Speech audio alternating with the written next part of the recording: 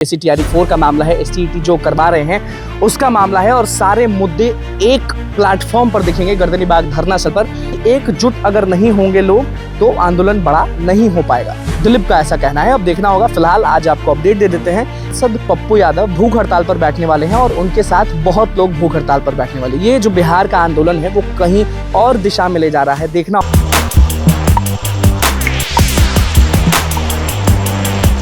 देखिए, गर्दनीबाग में बहुत बड़ा आंदोलन जो है वो शुरू हो गया है। ऐसे में हम छात्र नेता दिलीप से बातचीत करते हैं। पीटी मेंस का मामला है, बीपीएससी टीआरई 4 का मामला है, एसटीईटी जो करवा रहे हैं उसका मामला है और सारे मुद्दे एक प्लेटफॉर्म पर दिखेंगे गर्दनीबाग धरना स्थल पर।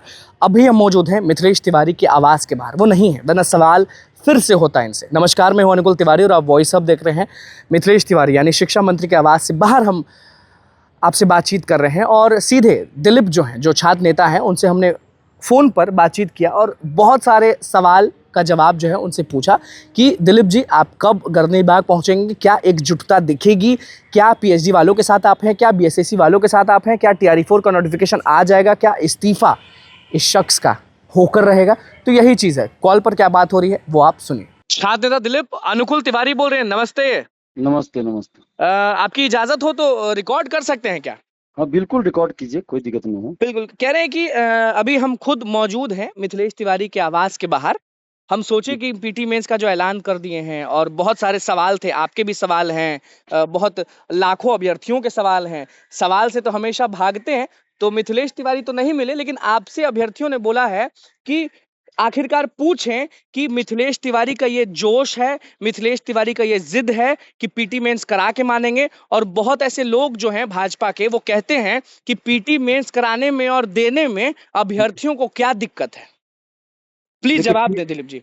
पीटी मेंस देने में अभ्यर्थियों को कोई दिक्कत नहीं है। दिक्कत इतनी है कि बस किसी न किसी वजह से, किसी न किसी बहाने से टीआरई 4 को सरकार लटकाना चाहती है, जो कि पिछले 2 साल से ये प्रक्रिया चल रहा है जी। पिछले साल एसटीईटी के नाम पे लटकाया गया, फिर इस बार कहा गया पीटी मेंस होगा, फिर कहा जा रहा है कि ये होगा वो होगा, फिर अब कहा जा रहा है एसटीईटी होगा। पिछले साल भी हम लोगों ने कहा था कि आपको एसटीईटी कराना है कराइए, हम लोगों को कोई दिक्कत नहीं, लेकिन टीआरई 4 का विज्ञापन तो दीजिए, एसटीईटी का आप अपियरिंग में करवा दीजिए और उसका एग्जाम होगा, अपना जो पास करेंगे वही इसमें क्वालिफाई, टीआरई में उनका एग्जाम लीजिएगा। बिल्कुल। इस बार भी हम लोग वही कर रहे हैं, एसटीईटी का देना है, आप दीजिए। एसटीईटी तो 2 बार हो गया, लेकिन टीआरई 4 नहीं हुआ दिलीप जी।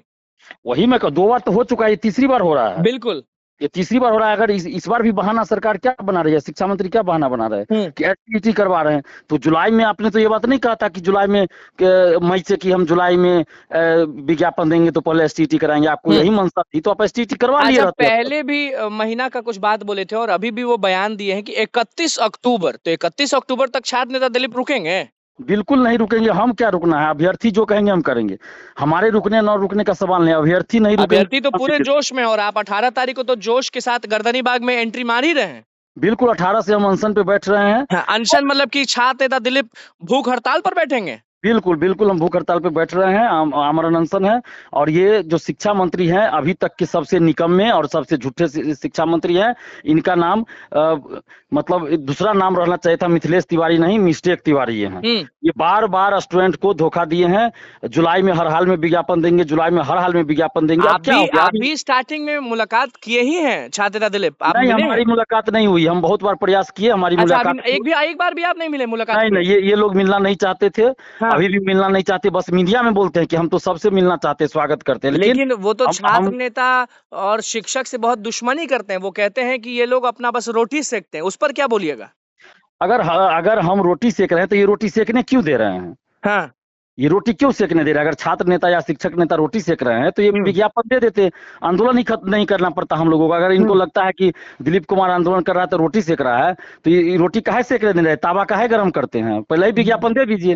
और हम तो नहीं बोले थे जुलाई में देंगे, ये खुद बोले थे कि जुलाई में हर हाल में विज्ञापन आ जाएगा, प्राण जाई पर वचन न जाई।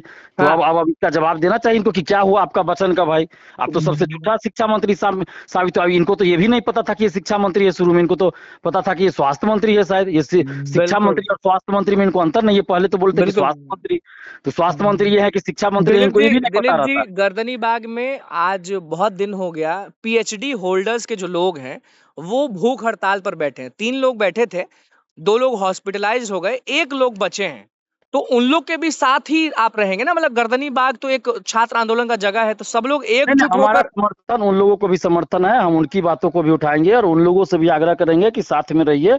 और कोई इसमें ये नहीं है, हम तो छात्र के लिए लड़ रहे हैं ना, अपने लिए हम थोड़े लड़ रहे हैं। क्योंकि अगर देखा जाए तो झारखंड में जो हुआ या दिल्ली में जो हुआ, बहुत मुद्दे थे झारखंड में और सब एक प्लेटफॉर्म पर आए थे। तो छात्र नेता दिलीप जब अपना हुजूम लेके आएंगे 18 तारीख को, तो एकजुटता दिखेगी कि नहीं बिहार में? बिल्कुल एकजुटता देखिएगी, उन लोगों का मुद्दा भी हम उठा रहे हैं, सबका मुद्दा उठा रहे हैं, ये पूरे छात्र का मुद्दा है। जी। और जो लोग भी सही में स्टूडेंट हित में सोचते हैं वो सभी एक साथ रहेंगे, उसमें कोई दिक्कत नहीं है। ये लेकिन दिलीप जी, आप तो ऐसे होल्डर भी भी बीमार रहेंगे। रहते हैं, आप ऐसे भी बीमार रहते हैं, कैसे बैठेंगे भूख हड़ताल पर?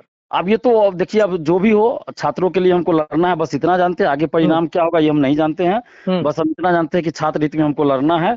अब आगे क्या होगा नहीं होगा ये तो ईश्वर के ऊपर है जी, और सरकार के ऊपर है कि सरकार क्या चाहती है। अच्छा, शिक्षा मंत्री मीडिया में बयान जरूर देते हैं, लेकिन जब कड़ा सवाल होता है, जैसे कि हम हमेशा, आप देखे होंगे वीडियो वॉइस में बहुत तेजी से वायरल हो रहा है, जब भी हम सवाल करते हैं TRE 4 पर, तो वो भाग जाते हैं।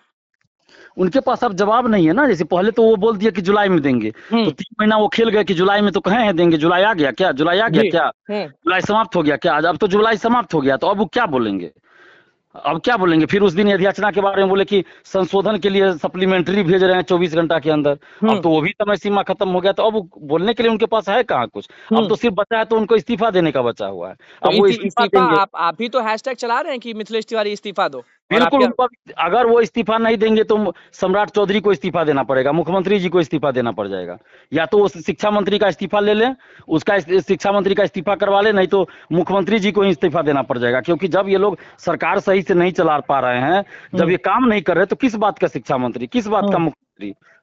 पद से हट जाएं, नहीं तो हम लोग हटवाने के लिए लड़ेंगे। मिथिलेश तिवारी को आप पद से हटाना चाहते हैं कि वो काम बिल्कुल हटाना चाहते हैं, बिल्कुल हटाना चाहते हैं। ये पहली बार हुआ जब हम किसी मंत्री को हटाने की बात कर रहे हैं, मांग कर रहे हैं, क्योंकि इतना झूठ आज तक किसी मंत्री ने नहीं बोला, इतना बेवकूफ आज तक किसी भी मंत्री ने नहीं बनाया। अगर इनको विज्ञापन नहीं देना था तो ये कुछ नहीं बोलते, चुपचाप रहते, या बोलते कि अभी नहीं आएगा, 2 साल बाद आएगा, 5 साल बाद आएगा। लेकिन किस कॉन्फिडेंस में बोल रहे थे और सबको धमकी दे रहे थे, छात्र नेता को धमकी दे रहे थे, शिक्षक नेता को धमकी देते रहते हैं, और मीडिया वाले को भी धमकाते हैं, मीडिया वाले को भी धमकाते रहते हैं जब सवाल कोई पूछते हैं तो ये गुंडागर्दी नहीं चलेगा ना, ये लोकतंत्र है। गुंडागर्दी, मंत्री पद पे रह के गुंडागर्दी वाला भाषा बोलिएगा तो वो नहीं चलेगा।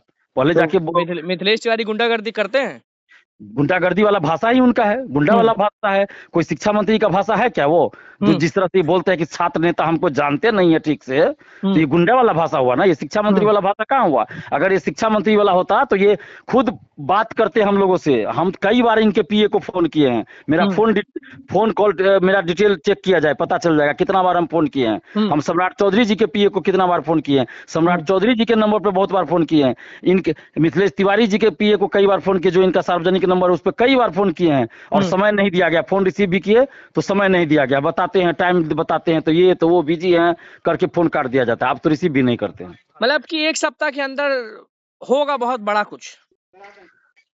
कुछ होगा, पूरे बिहार में होगा, और यहीं से हो सकता है बहुत बड़ा बदलाव शुरू हो बिहार में, ये मुझे ऐसा एहसास हो रहा है।